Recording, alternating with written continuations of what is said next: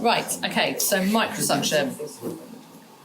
We are going to watch this clip of, this is the wax whisperer that I gave you all the link to. He calls himself the wax whisperer, he's very proficient at putting out stuff on YouTube. I found myself in the early days of getting started watching lots and lots of his retrieval videos. They're really helpful in terms of seeing how he manipulates. He's got his own device that he's actually created, and so he does lots of video of him actually internally doing stuff, and it's really helpful to see how he manipulates the wax out of the canal. You don't just put the probe onto the wax, suck, and that's it, come out. You have to manipulate it, you have to actually encourage it out by varying different methods, so it doesn't just come out. And I think this video, very nicely demonstrates that.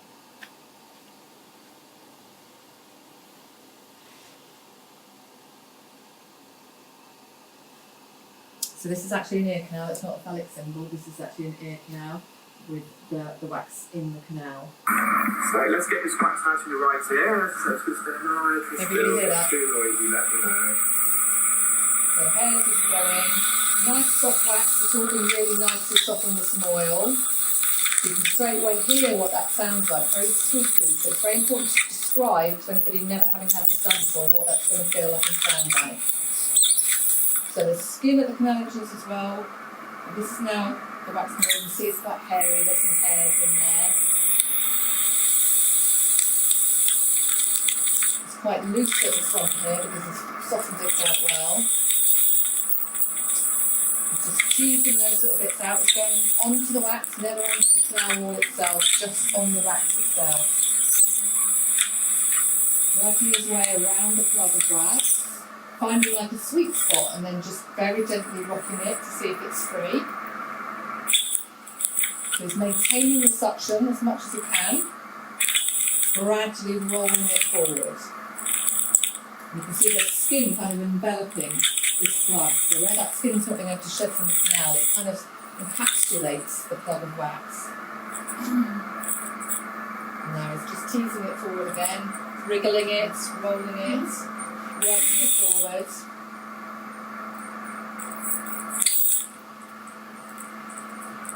Giving it another wiggle.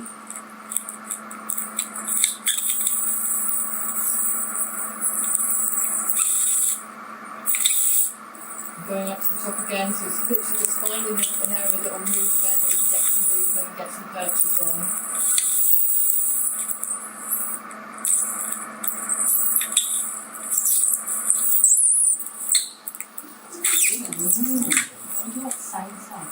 It sounds pretty much like that you can hear, yeah.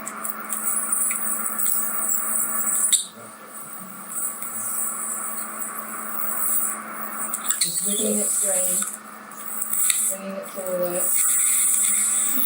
So I'm releasing the wax and bringing it towards the entrance, but the entrance narrows. He's so not I'm getting touching a the large canal piece at of wax all. through a narrow If you entrance. touch it by mistake, then you jump. It is coming Because out it'll be there. like you put the hoover on. So you'll cause a little tiny area of bruising, it'll be like a left eye basically. You won't do any damage to the canal wall itself, you'll just cause a little bit of, other than a little bit of bruising.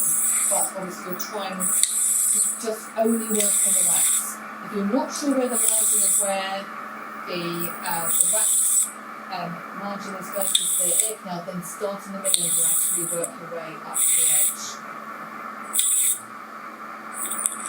It feels like a new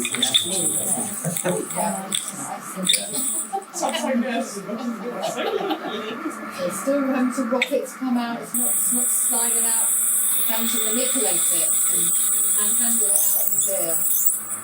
And I check in with the patient the whole time, you're okay, you're all there. That's invasive, isn't it? Yeah. It's much more comfortable for them, unless they have an issue with the noise. It's much more comfortable for them.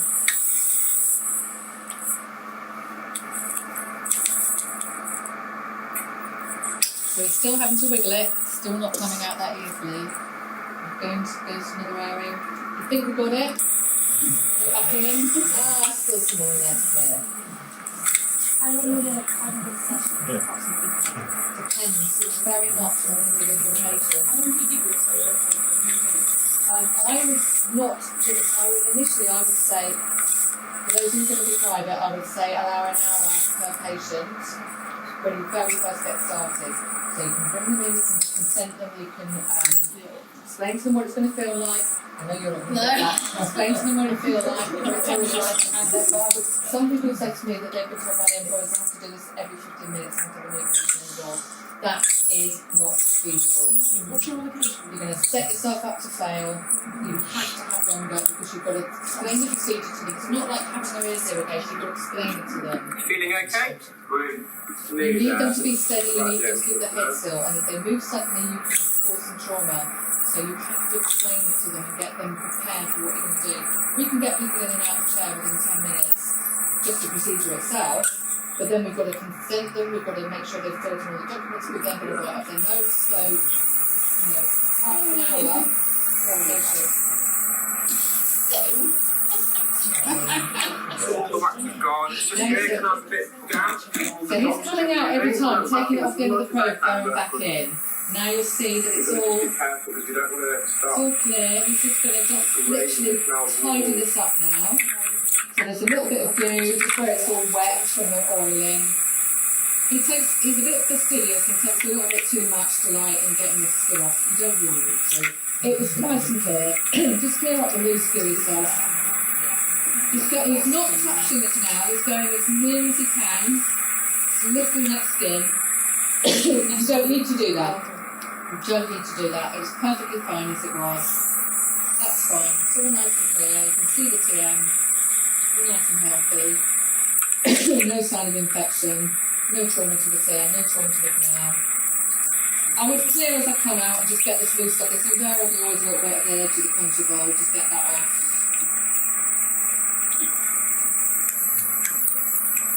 And then he's going to show you, or show him, cumulatively Yeah, I'm what very about. pleased with that. So the ear canal's completely clear, your eardrum's very healthy. Just obviously a bit of staining of wet wax around the edge of the ear canal walls just because of the drops. That will dry out and naturally come out, and that's what's come out of your ears. You can see it's all on the tissue here. You can see the colour of it. This was quite black. So that's oxidised wax. Earwax is generally a paler shade of brown. However, when it's been in the ear for a long, long time, like this has, the oxygen reacts with it, so it becomes oxidised and it turns into a blackish colour. So that's quite a big chunk there. It's a lot, isn't it? Yeah. So, how are you feeling? Great. Yeah. Was it uncomfortable in any way? Yes. No, yours not. No, that's good. I know you said, yeah, you had syringing in the past. It's been incredible. I've been going to try and cure it. No, you want to avoid that. Avoid that, yeah. Yeah, the old phrase, don't put anything smaller than your elbow in your ear, still applies. Yeah, all done. So I'll show you what it looks like on the camera now. So that's cumulatively, obviously it's longer. Generally as a rule your ear canal is about 2.5 centimetres long. Some people are slightly shorter, some people are slightly longer, but generally as a rule that's what you're, so his was really full. And you saw how many times he had to keep going in and out and in and out. You think you've got it, and then no, it breaks off, and then you go back in again. And some patients will be like this constantly. Have you got it? Have you got it? Have you got it? Like, just give me a chance. Just be patient. I'll tell you when I've done it. Because they'll feel like you're moving it in there, and they'll say, "Is that it? Is that it?" It's like, no, I have to work it free. It takes a little while to get it out. I'm still working down your ear canal. It's still coming out. And then halfway down, they might say, "Oh, that feels clear now," but actually, there's still a big chunk of it in there to come. Okay. So microsuction is there to take a blockage out of the canal, and it's very useful for those that are contraindicated to having irrigation, and we'll go through the contraindications of irrigation when we go into irrigation in a bit. So it's a really, really useful tool to have. There are some patients who have hyperocclusis who will not be able to tolerate it. I can count on one hand in all of the patients we treated, patients who genuinely cannot tolerate microsuction. Some people you have to gently introduce it to them, and I will show you how I consent them and how I introduce them to the concept of what's going to happen and get them used to it so that they don't move suddenly and so that they don't feel frightened, they're not really anxious.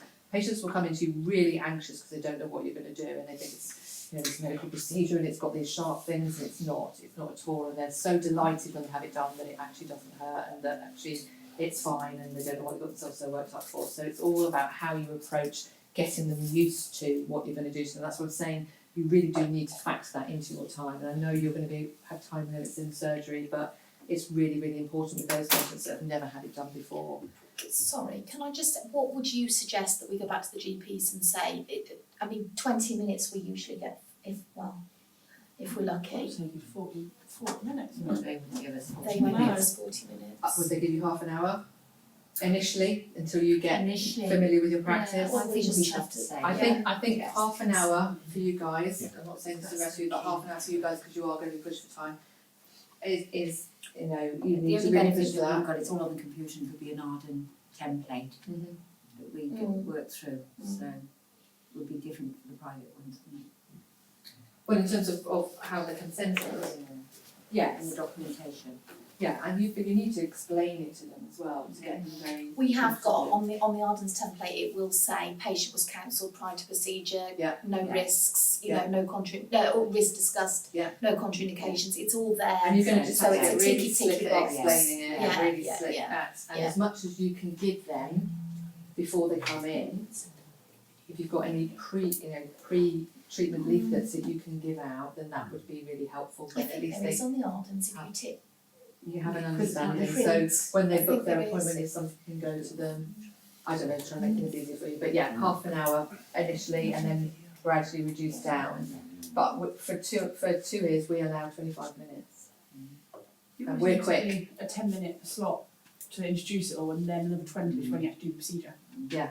When you book it on the Yeah, system. 5 minutes to get them in the chair and consented and all the rest of it. 5 minutes afterwards for you to do your notes. You need to allow yourself enough time. But for those of you that have a bit more luxury of time in terms of private practice, then I would definitely be saying initially for the first few clinics an hour between each patient, and then gradually reduce your time down.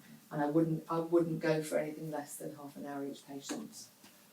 We're really quick and we can get them in and out really, really quickly. We both had walk-ins yesterday. We both had patients turning up on the wrong day. We both had people ringing up going, I'm desperate, I it's an suppose in a clinic emergency. setup, it's slightly different, isn't it? Yeah. Then if you're home setting, you've got to make sure the environment's right for your Oh, and and all the that. home, we Yeah. allow 45 minutes just for being there and getting in and out the door, never mind the travel. Yeah. So, yeah, it's a completely different thing where it's come to home visits, yeah. So, obviously, consent, especially those of you that are in the private sector, you need to consent for treatment. We've only ever had 2 patients come for us. And they come for us to a point, but they were the worst periods of our practice ever, and many a sleepless night, and have we done the right thing? What could we have done better? And evaluating our practice and how we document everything and how we do everything. So the first gentleman was a gentleman who had trauma to his left side from an explosion. He worked in a factory and there was an explosion, so he had some deafness already on that side, well, quite profound deafness on that side already. But his good ear on the right side, he had repeat infections in that ear, really bad fungal infections in that ear. And when we first saw him and he first came to our clinic, he had a horrendous fungal infection in that ear. We cleared it with microsuction, we cleared as much as we possibly could. He then rang us like 2 weeks later and said it still doesn't feel clear. And we said yes, because you need to have some effective treatment in there. It's still got some swelling in there. The infection's still rife in there. You need to get that treatment in there. We went and cleared it again, and then he came back and said it's still not clear. So we cleared him for a 3rd time, and we said until you get this infection under control, you need a swab. Blah blah blah blah blah. Everything was documented. A year later, we had a letter. An official looking letter saying that he'd had some further investigations, he'd had hearing loss in his good ear, and that it had been attributed to his treatment at our clinic. Right, I'm sorry, what?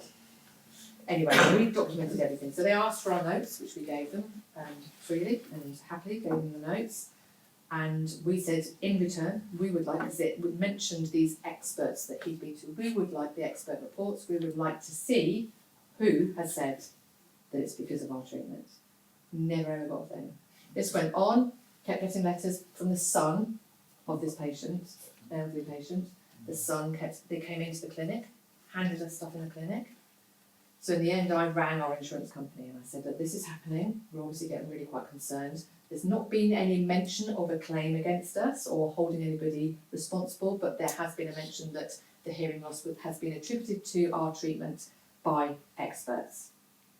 And they've not given us that. They said, right, you stop having any direct contact with them, you go through the solicitor, you say if they need to forward anything to us, if they need to ask for anything, it goes through the solicitors now, and that you are officially asking for all of the documentation they have from these supposed experts.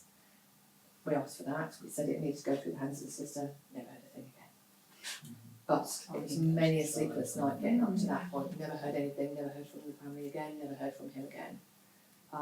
Chances are they were trying it on, and we said we're very sorry to hear that there's some hearing loss on that side, but as you had repeat infections, unfortunately there's always a degree of risk of damage to the mechanics of the ear because of those repeat infections. You hadn't had a recent hearing assessment done before we came to see you. There was no measurement, so you're telling us, well, how can you say that it was anything to do with our treatment? You just, because of the result of these infections, ended up with some hearing loss, and you were 75 plus. So, that was the first time, and we were like, right, a lesson to us in terms, because we're trying to do the right thing by these patients, trying to help them, and then all of a sudden they're coming after us, and it was the son doing it. The second patient was an 18-year-old, came to my clinic, and Lee and I had both treated that previous patient. 18-year-old came to my clinic, really impacted by some 1 ear, booked in for 1 ear, but the other ear was really impacted as well. And I said, do you want me to treat the other ear? Yes, please. I said, obviously you haven't put any oil in that one, I'll see if it's movable and I'll get that out for you. Really badly impacted ears, they were horrendously impacted. Managed to get both of them free, he was absolutely fine after it. I said both ears look really quite red where you've had that impaction, it's put tension on the skin's obviously been under that tension. You are at high risk of developing an infection. Our consent form says about the risk of developing an infection after impacted earwax. I explained that to him on the day, and I labelled it to him on the day. Our aftercare leaflet explains about the potential for infection after earwax removal. So he's had it 3 ways, written and verbal.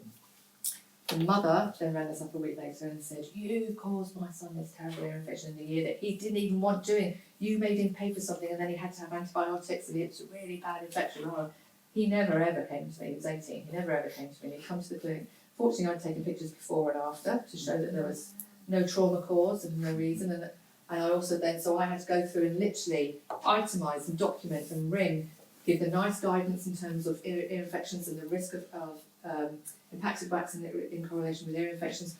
There's nice documentation on this, there's lots of documentation. I said, here's the consent form that he signed, here is, the information that he was given on the aftercare leaflet, this is what it was explained, here is his ear before and after. There was no trauma caused to the canal at all. All she cared about was that he got a full refund. All she banged on about. She went on and on and on. And every time I went back to her and said, because I was never going to accept blame for this because it wasn't my fault. Did you give her a refund? In the end, she caused so much stress and there was so much time spent constantly going back to boys. Choose your battles. Yeah. And so I went back and said, if you feel as his mother, the only way to aid his recovery is for him to have a full refund, I will provide that full refund. So I didn't accept any liability or responsibility for it, but I said she was making the decision that in order for him to recover fully, he needed his money back. And then we just blocked him so that he couldn't make any further appointments. And unfortunately that will happen. Because there's only 2, so we kind of pride ourselves on the fact that there's only been 2 in all these years, in 7 years of being in practice, there's only been 2. But you just need to think about this and make sure that you document that you have given them everything that you're going to give them, that you explain the procedure and you explain the risk. And so if we get anybody coming into our practice that has a slightly sore looking ear, we 100% labour the point they are likely to have an infection. They need to watch for soreness, itching, stinging, pain, heat, any signs of infection. So we always put worsening advice given, we always document that, we always tell them to keep their ear dry for a longer period of time, and that if there's any sign of any change in their ear, they must go and see either a prescribing pharmacist or their GP, or go to the walk-in centre and get some antibiotic treatment for it. So we really, really ramped that up in terms of actually saying, this is a likelihood for you. rather than saying, rather than leaving it to chance that, they might or they might not, we head on and deal with it. So that changed our practice in terms of how we both really massively, labour that point to them. But it protects yourself as well. You've got to. Because we had a client a couple of weeks ago with dementia, and from the time of filling in the consent form to the time of going into the laying on the bed, she forgot why she was there. Yeah. So And no one was with her. no, so my colleague was starting the procedure, and she went, What you doing? yeah, exactly. Well, why am I here, and all this sort of stuff. But filling in the consent, we tried to sort of speak her around and say, look, you're here because your husband's dropped you off, and all this. She still. So we just went, No, we're not doing it. have your money back. Yeah. we're Have not a doing good it. day. See you Absolutely. see you later. Unless they come in with someone who can, hear what you're saying to them, and you have to say patient's relative, patient's carer, patient's spokesperson, attended the appointment with them and get their name and everything. You've just got to cover yourself. Documentation though for private practices. Mm-hmm. Do you use a template or? So we use a software system, so you can get them. So there's lots of different systems you can use. We use Power Diary, but you've got Clinico, you've got Verbal, you've got Simply Book. If you're just starting, you're only seeing a few patients. Simply Book's a free system that you can use. So everything's electronic. You can upload your images there. You can keep your patient notes. Because if you keep them, how long do you have to keep written patient records for? 7 years, isn't it? 8 years. 8. The next one's sitting around. In a locked cupboard. From a CQC point of view, they want to know they're kept in a locked cupboard. Yeah. And if they audit you, they'll need to see that they're in a locked cupboard. Would you do paper then as well as your online? We have hard copy because some people don't have email. Some Yeah. people don't have any ability to sign the consent form online. So we have to have a hard copy. So we have to have a paper version as well. So we always have a hard copy available of exactly what they would put on online. Okay. But we create them an online profile, and then we obviously document hard copy, consent form completed. And you give them a hard copy of the aftercare advice as well? Yeah. Yeah, we don't do that, do we? No. Yeah. Perhaps we should. It covers you. Even if they read it or not, you've given it to them. Yeah. You tick that you've given it to them. Yeah. Because if you send it to them, how do you know that they've even looked at it? Yeah. Online. Okay. So just be careful with the consent. It's something you need to be really hot on, and it's something you need to, particularly if you're going solo, you need to really protect yourself. So once you've got consent, you obviously need to understand their history. Have they had it done before? What methods have they had done? Have there been any difficulties, any issues? A lot of them will say, I routinely went to the doctor's surgery many years ago and had my ears syringed. Obviously, because that's what they all say. And I always used to feel dizzy, or I always used to come out of the surgery with my ears bleeding. I hear a lot. Like, that's completely normal. I'm like, sorry, what? You did what? Oh, right, okay, that shouldn't be happening. Or I always used to faint when I got out into the waiting room, or I always felt dizzy, or I always got soaking wet. So when you go to the home visit, they come down with all this paraphernalia and all these towels and everything. It's like, they're going to go on the ark or something. But yeah, they will have had their experiences, and you hope that what they're going to have with you is going to be very different. So really important to document all of that, really important to get them. So we cover all of that again on the consent in terms of, any previous problems, you've had with it, have you had this done before, what have you had done, have you had any problems having it done before. It's really important with microsuction that patients can keep their head still. So anybody who's going to be prone to sudden head movements, no, you do not go near them with a microsuction, okay? There are certain patients that have problems keeping, they might have essential tremors, they might have problems keeping their head still. I've got a lady that swears blind she doesn't have essential tremors and she doesn't have a problem keeping her head still, but she holds her head, and she kind of tricks her into being able to keep her head still by literally holding her face, and she can keep her head still that way. Otherwise she's all over the place doing all this. Other patients, like the dementia patients, might have a problem. So if you have a dementia patient come in and they come in with a carer, you can get that patient's carer to hold them, their head into their chest, standing next to them, and they can keep their head nice and still for them if they'll let them hold their head.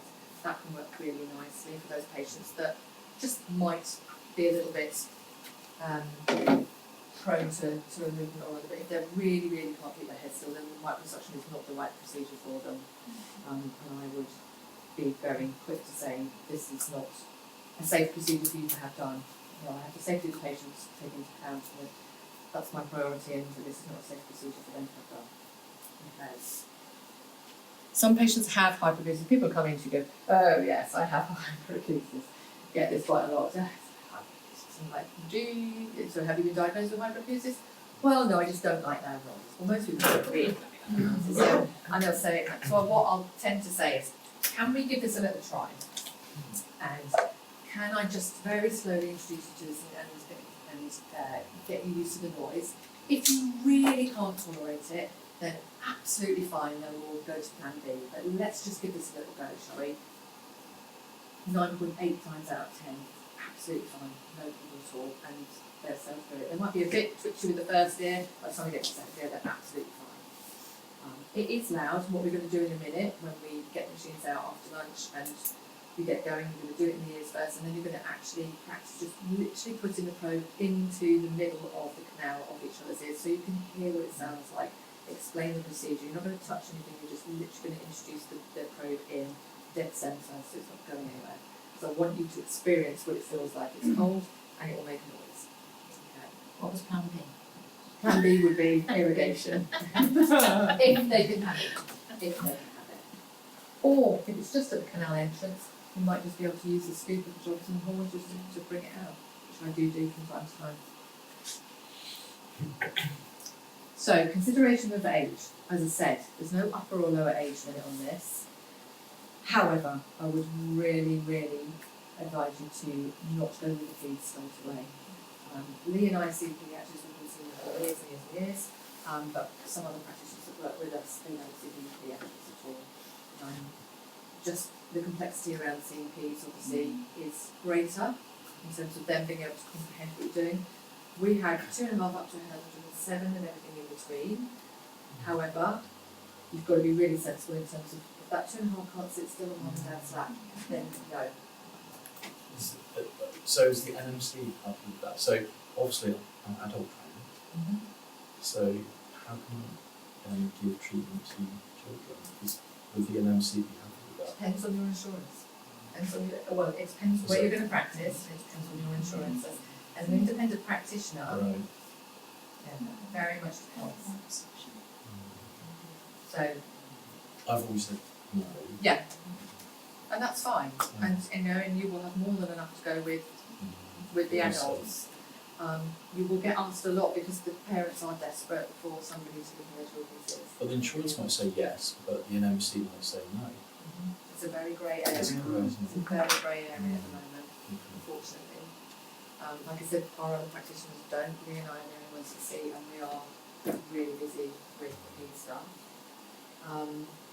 But again, I will have peds come in, and we always couch. So whenever we have anybody ringing up for appointment, I will personally ring them, or Lee will personally ring them and say, we need to say to you, if your child cannot sit still for this treatment, we will not be carrying out this treatment. They have to be able to sit still, because this is the procedure that we're doing, and this is a must. And if they can't, we won't do it. Then I just thought GP practices, so a lot of my nursing friends work in GP practice, they must give treatment to children. We do. We just have this conversation. Oh, I'm really no. cautious of it. Some of the surgeries won't see them under, I don't know whether it's arbitrary figure of 14 came in. Some of them won't see them under 16, some of them won't see them under 18, and they won't do any irrigation. It's the same with like people with blood and stuff, and GP surgery, children aren't necessarily touched, are they? We do that. We do children. No, we do, so it depends on the staff. Did you do baby-ins? That's No, just for a bit. I'm the only person that would do peds because I'm ped trained. So I'm that, not, yeah. I'm yeah, not, yeah. weren't you? But we do it. Should we? I don't know. We do. It would be interesting to it's not being challenged. Really, they might not have really I considered think the it's a implications completely of it. different GP practice of where we are. It's so different to NHS. Oh God, absolutely. We That's why I don't tread think the adult line nurse. in GP practice. Yes, there is. That's why I don't It's think like you adult get nursing. shown it, go off and do it, that's it, Yeah. that's Yeah. your clinic now. Yeah. That's why adult nursing I think is like a really broad spectrum of training adult, but I mean, we've got insurance with the MDU and the RCN, so Yeah. I don't know. I A don't good one, Yeah. just from your own perspective of professional protection, perhaps challenge and ask. Yeah. Okay, so really, really important, if you ever consider doing this in the future, obviously you need to absolutely make sure that they understand if they can't keep still if they won't be having it done. Sometimes coming with one or other parent carries with it a degree of complexity, so it might be that actually coming with dad is better than coming with mum, etc., but they have to come in with a legal guardian parent and they have to sign consent for them if they are under 16. 16 is the medical I was going to say, legal is age it of 16? consent. But even with the 16-year-olds, I like to have someone else with them. And then I suppose you get into the difficult area of our mum and dad together, who's got guardianship, who's got, there's a lot with children, isn't there? Because I've had that with the baby ins actually with an MMR vaccine. Yeah. Dad brought baby in. I didn't Sign. actually know. I said, "Are you dad?" Yes. Yeah. Will you sign consent? Yes, I will. You know, went through all the side effects, and then he just forgot to, or chose not to tell me that they were actually divorced, and they had got joint custody of that child. Right. But mum went absolutely mental. You know, like why So did he's got you? joint custody? Yeah, and it was okay, Yeah. but I didn't actually ask that. No. But you're not to know any parent that comes in and say they're Yeah. mum or dad, unless you do a DNA test of one of them. Yeah, Not yeah, that they're yeah. I like, can't ever Yeah. assume the dad doesn't have custody of the mum's or No, you can't. Can't ever see No, you that. can't. Not now. No. So yeah, It's difficult with children, isn't it it? is difficult with children. So for the time being, just go through children. But Yeah. yeah, it's something to think We're not about for the doing future. So in terms of the kiddies when they come in, some of them will want if you know, eventually you want to start treating them. So the way that we work it is that if they are aren't old enough to sit in the chair by themselves, or they want a little bit of comfort from mum and dad, then mum and dad sit in the chair, you're sat to the side, they sit in the chair and they will bring them into their chest, arm around their arms. Why are you going to do that? And they're going to go like that, and they're going to hit you while you're in their ear, but they're also potentially going to slap you in the face as well. So keep it nice and cuddle. I say have a lovely cuddle with mummy and daddy, and they have a lovely cuddle with mummy and daddy. Head in, keep them nice and fixed and firm. If they're a bit older and they want to sit in the chair by themselves, which lots of mine do, no, I can get up into the chair and they're very happy there themselves. But I just think you're gonna move. So mum and dad again come to the side, head into the tummy, bring their arms round, nice and secure and anchored, and they're braced, ready for you to work in their ear. And just know the kids, most of the time they're brilliant. I have a little 5-year-old that comes and sits and he smiles the whole way through the treatment. He loves it. He loves having his ear tickled. It's like purring on the kitten. Loves it. Whereas the adults sometimes are like, it's like, what's wrong? Oh, it just feels funny. Okay, but you do have to keep your head still. Doing all this. Yeah. So the kids can be really brilliant, they can be, but it does bring with it a degree of complexity. So there's lots of different things to consider in terms of microsuction, in terms of different paraphernalia you're going to need. You're going to need some implements as well as just the suction, so we talked about a bit of manual removal. So these are the crocodile forceps and the henful forceps. Jobson's horn, you've got a scoop on one end, you've got a flat beveled end the other end. You're going to need potentially some pots to capture things in. You're going to need the suitable chair. That's really important. We'll talk about that in a second.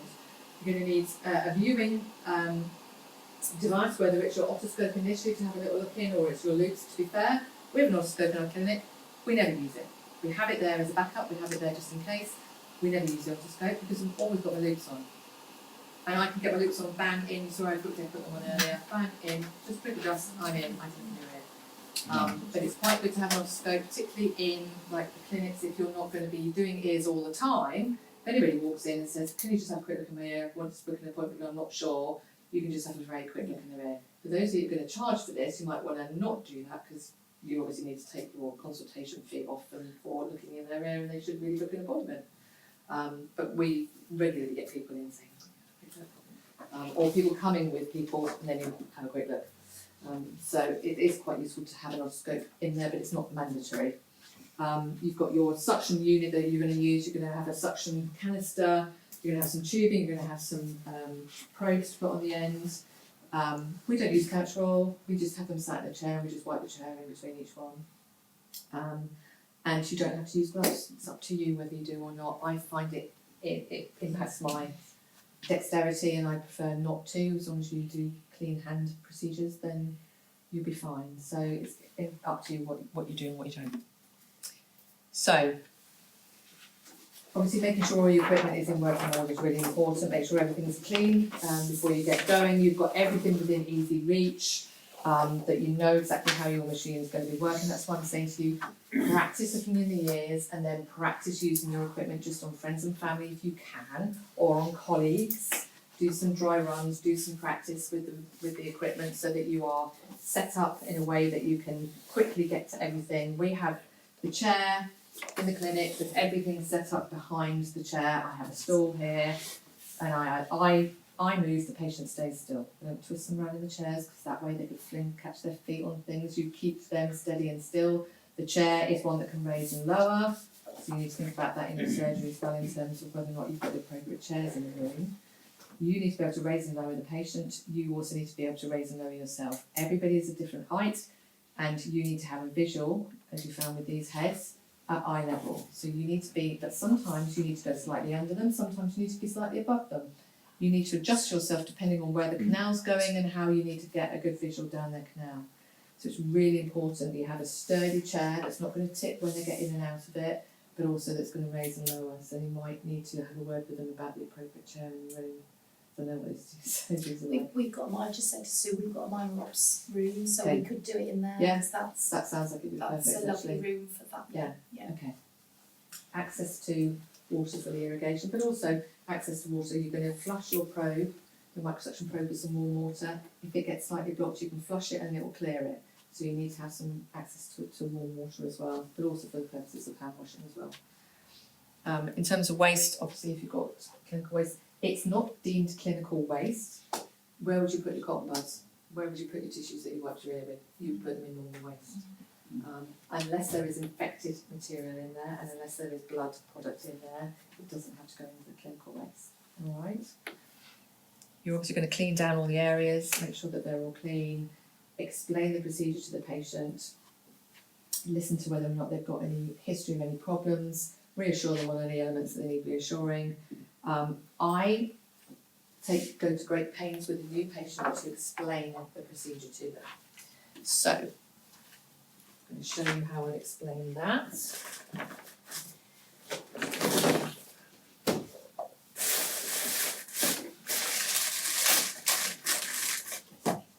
So, this is a probe that goes on the end of the suction tubing. It's called a Zollner. You can order these from us. You have some in your kit, you have enough to get you going for your first clinic.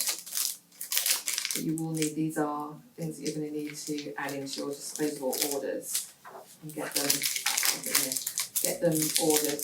These ones that we provide you with come with a little tube for the stillet that will be in the end of the suction probe itself.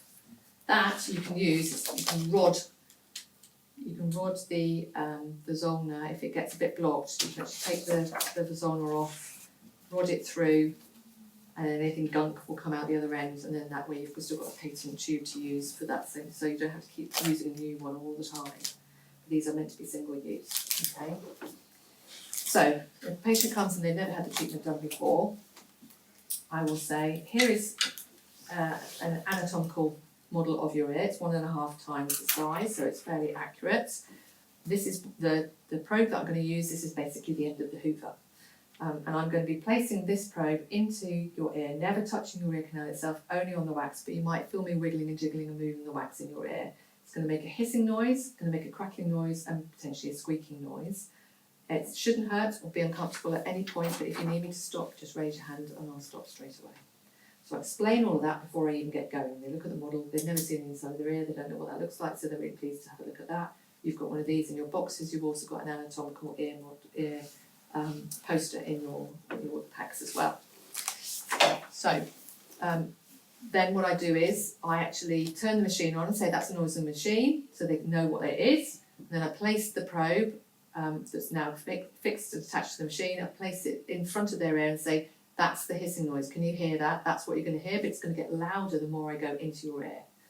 Are you okay with that? Yes. And then I'll put the specular in their ear. I'll insert the probe through the specular. I'll touch on the wax so it'll make a noise. I come out and I go in front of them and say, that's the noise with me on the wax. Again, is that okay? Can we proceed? So you've constantly, going through, checking, making sure they're okay. And then I'll get going and I'll stop fairly soon after I've got going and say, you all okay there, is this okay? And they're fine. That way I very rarely get anybody that has any issues, and you've gradually introduced them to the process and you've built it up and you've got them used to the procedure and how it's going to be. So that's going to be what I'm going to listen to you all doing, and then I want you to just place the probe in each other's ears. Once you've had a go on the models, then we'll do that on each other. I'll come round and watch you all doing that with each other. Obviously you've got to get it into your own words. You need to repeat it after you come back from lunch. I'm happy to do that. Okay, does that make sense? Yeah. Okay. Thank you. So, with the microsuction, you're obviously checking the ear.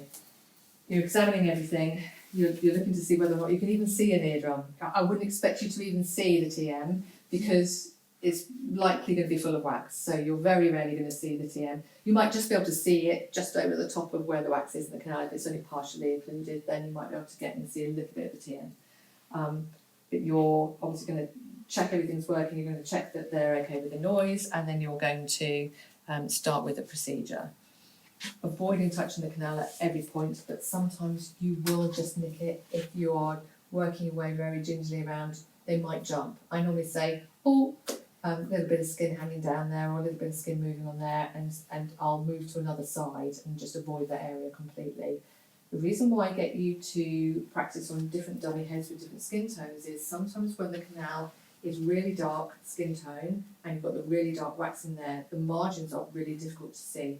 I hadn't appreciated that before I started practicing. It just didn't occur to me. And so that's why I always get you to practice on the different heads, just to see that that can be a bit more of a challenge. Sometimes getting a visual down the canal can be really quite challenging as well. So it's to prepare you in readiness for that. So they're going to tilt their head slightly away. Sometimes you might actually have to physically get them to do that, because you'll say tilt your head and they'll go like that. No tilt, like that. Like no, go like that. Sometimes I go to the front of them and go, watch me. Like that. They're like, why didn't you say? We did. So you might have to physically show them what they've got to do. But tilting their head away gives you better access. Obviously lifting up and back, remembering where your fingers are, not pinching at the top, lifting nicely and firmly. Insert the specular and then you're ready to go. Once you've done it, once you've actually obviously done it, then you're examining what results you've got. Is there anything to note on the canal? Is there any bruising on the canal? You can see perhaps where that's been really causing tension on the canal. Any redness, any discharge, anything of note in the canal. Is it nice and clear? What's the TM doing? Is it just a normal TM of normal appearance, intact, visible and intact? Is there anything that you need to document in there besides it being normal in appearance? Okay. So, we're going to get the loops out when we come back from lunch. We're going to take a break for lunch now. Have a breather, half an hour for lunch. I'll get all the loops out of all places for you, and then when we come back, we will work through the loops, get the loops set up, and then start actually using them to do some work. Okay? Everybody happy? Great, thanks.